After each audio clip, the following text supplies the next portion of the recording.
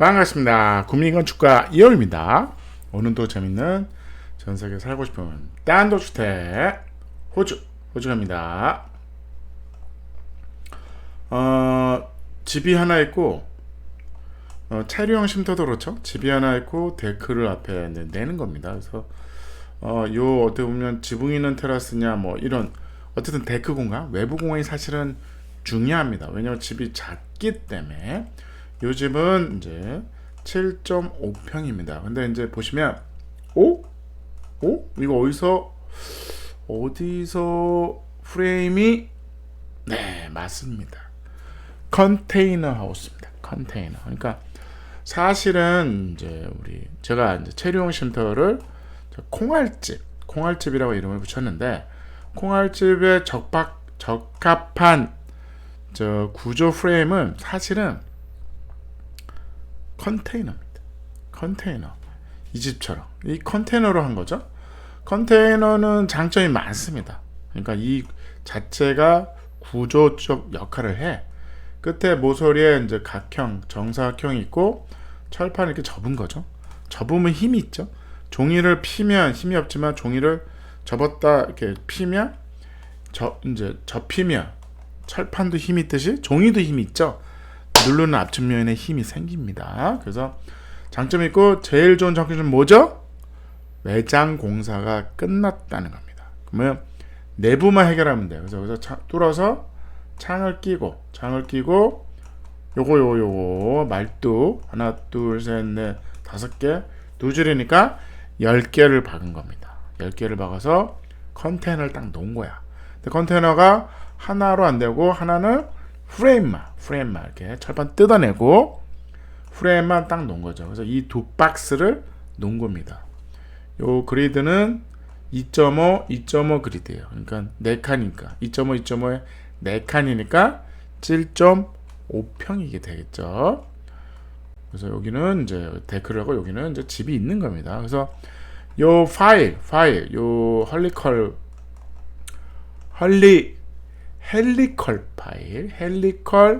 파일이라는 게 있어요. 이게 이제 이게 돌립니다. 돌려서 돌리면 어떻게 되죠? 스크루죠. 계속 쭉쭉쭉 내려갑니다. 한 3m를 박습니다. 그러니까 제가 얘기하는 그 가로등 기초 암거 요거는 이제 1m, 동교신도 1m인데 이 지표면에 면이 필요해요. 면이 필요해서 이제 내려가지 않는 힘이 있는데, 이거는 송곳이잖아요. 송곳 이런 거죠. 태양광이 많이 씁니다. 태양광 할 때 이렇게 생겼어요. 이렇게. 그러니까 이거는 그냥 얹어놓으면 쑥 들어가잖아요. 그러니까 깊이가 중요합니다. 그래서 요거 여기서 기계로 이렇게 돌려. 그러면 이게 헬리컬이거든요. 이렇게 쭉쭉쭉 해서 돌아갑니다. 돌아가서 박히는 거죠. 박히고 요 부분에다가 용접을 해버리면 아주 간단합니다. 그 다음에 이거 레벨 마취가 좋아. 레벨 마취가 더 돌려. 이거 사람이 돌리는 방법도 있습니다. 여기 2명이서 이거 꽂은 다음에 이렇게 양쪽에 이제 막대가 있어가지고 돕니다. 그래서 이제 박는 방법이 있어요. 그래서 아니면 이렇게 장비 불러서 박으면 금방 박죠. 근데 이 역할은 이 길이가 중요해요. 길이에 의해서 지압이 생깁니다.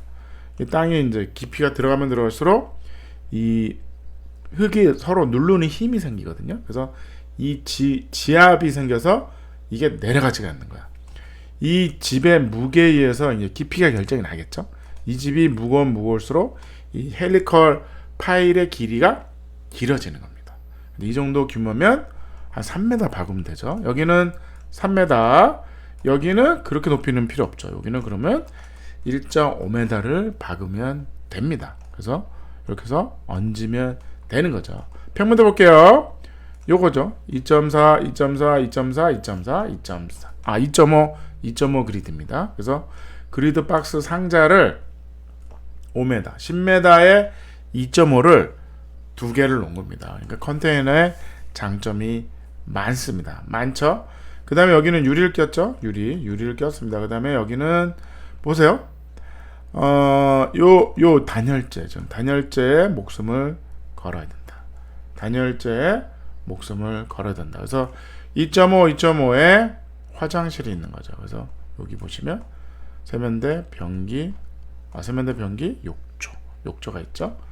문을 열고 들어가는 거죠. 들어오면 요 싱크대죠. 싱크대 LDK고 여기에 침실이 하나 있습니다.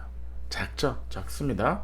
근데 있을 건 다 있어요. 그래서 이렇게 생긴 거죠. 그래서 요 길이가 헬리컬 파일의 길이가 그러면 3m냐. 이 규모의 무게에 의해서 결정이 나겠죠. 이 파일을 박는 겁니다. 아니면 내가 1m만 하겠다 그러면 면이 필요한 거죠. 이 면이 필요합니다. 면이 필요한 거예요. 그래서 건물이 가볍네? 그러면 요게 800에 800짜리 면이 필요하다. 근데 이게 2층, 3층이야. 그러면 이 파일이 커지는 겁니다. 이 말뚝이 커지는 거죠. 뭐야 이거? 이것도 커지고 이것도 커지니까 붙어버리는 거죠. 붙어버리니까 그냥 매트를 치는 게 어떠냐? 그 결과가 나오는 겁니다. 이렇게 생긴 거다. 구조는 간단합니다. 문 열고 들어가면 이렇게 2.5포밖에 안 돼. 여기 옷장, 가구로 칸막이를 하는 거죠. 여기로 들어가면 침대가 위에 있고 매트리스 놓은 거고 이 밑에도 서랍이 되는 그런 구조입니다. 여기 단면도 있죠. 단면도 보면 이런 구조죠. 이렇게 매트리스만 얹는 거죠. 여기 이제 화장실이죠. 화장실도 이 벽을 가구로 되어 있는 겁니다. 화장실에 쓰는 가구, 이걸 열면 주방 세트가 들어가 있는 겁니다. 문이 열면 화장실이 되는 거죠. 이렇게 열면 이렇게 싱크대가 안에 들어가 있습니다. 화장실이 이렇게 되는 거죠. 화장실이 이렇게 되어 있죠. 그래서 낙엽성 괜찮네요. 낙엽성 괜찮습니다. 그래서 이런 구조인 거죠. 그래서 컨테이너를 권하지는 않습니다. 근데 체류형 쉼터에 사실은 우리 콩알집에는 체류형 쉼터가 사실은 좋습니다. 좋은데 이제 시간이 해서 외부의 철판 있잖아요. 외부의 철판이 있으니까 시간에 의해서 이 내부에 단열재를 붙였지만 그 사이에 자꾸 결로가 생깁니다.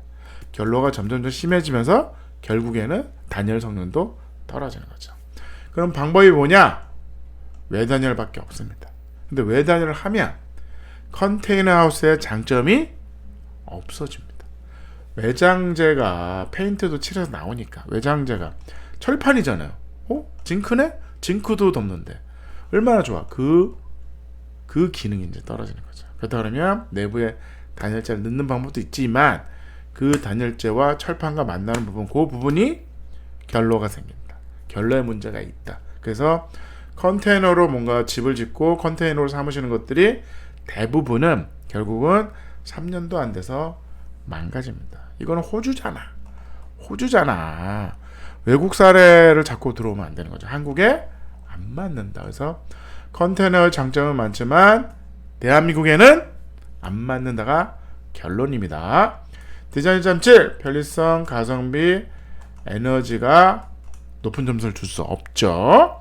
아이디어 좋았습니다. 그래서 10점 만점에 7.8. 근데 이제 두 박스를 붙여서 이런 식으로 집 7.5, 그 다음에 지붕 있는 테라스 7.5 이런 식으로 해서 집을 붙인다는 건 좋은 방식이야. 좋은 방식. 모듈화 시키고 좋은 방식이야. 그게 컨테이너 집인 거죠. 근데 컨테이너 자체가 문제가 있다로 보시면 됩니다. 감사합니다.